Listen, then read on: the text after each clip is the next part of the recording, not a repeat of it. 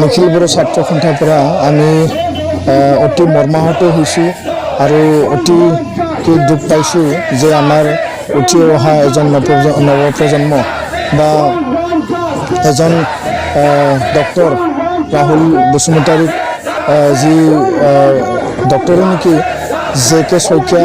নেভিটিভ medical college যোৰহাটত তেওঁ internship কৰি আছিল আৰু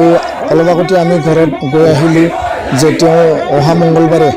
অহা কথা আছিল কিয়নো যোৱা ডিচেম্বৰৰ পৰা সি ঘৰত আহিব পৰা নাছিল এইকাৰণে আহিব পৰা নাছিল যে তেওঁ দিন ৰাতি কোভিড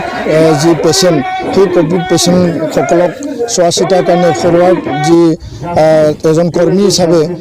দিন ৰাতি সি কষ্টকৰ কৰি পেলাই ছাৰ্ভিচ দি আছিল সেৱা আগবঢ়াই আছিল কোভিড পেচেণ্টখিনিক আৰু ইয়াৰ কাৰণে তেওঁ আহিব পৰা নাছিল আৰু অতি দুখৰ কথা আৰু মৰ্মাহত হৈছোঁ যে এজন ডক্টৰ যিয়ে নেকি কৰোণা পেচেণ্টক সি চিকিৎসা কৰি আছে সেৱা আগবঢ়াই আছে তেনে এটা সময়তে যোৱাকালি যি ঘটনা সংঘটিত হ'ল যে তাক মানে অন্যায়ভাৱে বৰ্বৰভাৱে যি হত্যা কৰা হ'ল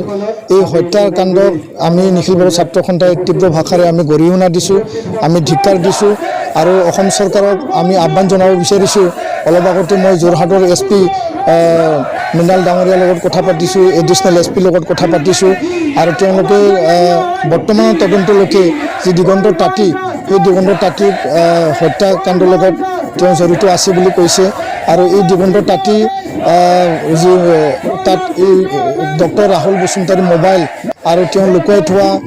মটৰ মানে বাইক চাইকেলত মানে পোৱা বুলি কৈছে কিন্তু আমি হয় দিগন্ত তাঁতী তাত হত্যাকাণ্ডত জড়িত থাকিব পাৰে কিন্তু আমি এতিয়ালৈকে আমি সন্দেহত আৱদ্ধত কিয়নো এজন মানুহে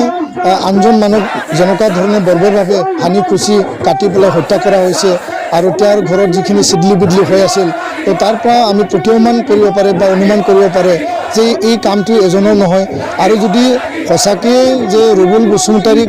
দিগন্ত তাঁতীয়ে দুজনৰ মাজৰ হতাহতি পেলাই তাক হত্যা কৰিছিল হানি খুচি পেলাই তেতিয়াহ'লে দিগন্ত তাঁতীৰ নিশ্চয় তাত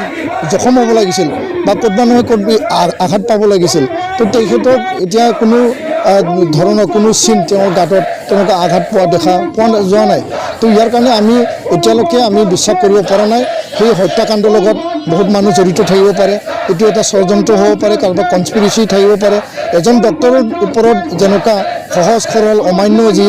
মানে ব্যক্তি তেওঁ যে এনেকুৱা হাজি খুচি বৰ্বৰভাৱে হত্যা কৰিছে এইটো অতিকে নিন্দনীয় আৰু অসমত তেনেকুৱা ঘটনা ঘটাটো আমি মানে অতিকে লাজ পাইছোঁ যে মানুহ এজনে যে আন মানুহ এজন ডক্টৰক যে এনেকুৱা হানি খুচি হত্যা কৰিব পাৰে তো ইয়াৰ কাৰণে অসমৰ মুখ্যমন্ত্ৰী ডাঙৰীয়া সৰ্বানন্দ সোণোৱাল ডাঙৰীয়া আৰু অসমৰ বিত্ত আৰু শিক্ষামন্ত্ৰী ডাঙৰীয়া ডক্টৰ হিমন্ত বিশ্ব শৰ্মা ডাঙৰীয়া তেখেতসকলক আমি আহ্বান জনাইছোঁ যে এটা স্পেচিয়েল ইনভেষ্টিগেশ্যন টীম এটা SIT গঠন কৰি পেলাই ফাষ্ট ট্ৰেক ইনভেষ্টিগেশ্যন কৰি আৰু যি মানে গ্ৰুপে নহওক যি কালপিতে নহওক তেওঁলোকে যি হত্যাকাণ্ড কৰিলে সেই হত্যাকাণ্ড কৰাবিলাকক কৰায়ত্ব কৰি তদন্ত কৰি পেলাই ফাষ্ট ট্ৰেক কোৰ্টত তেওঁলোকক শাস্তি দিয়া বা ফাঁচি দিয়া ব্যৱস্থা কৰিব লাগে আৰু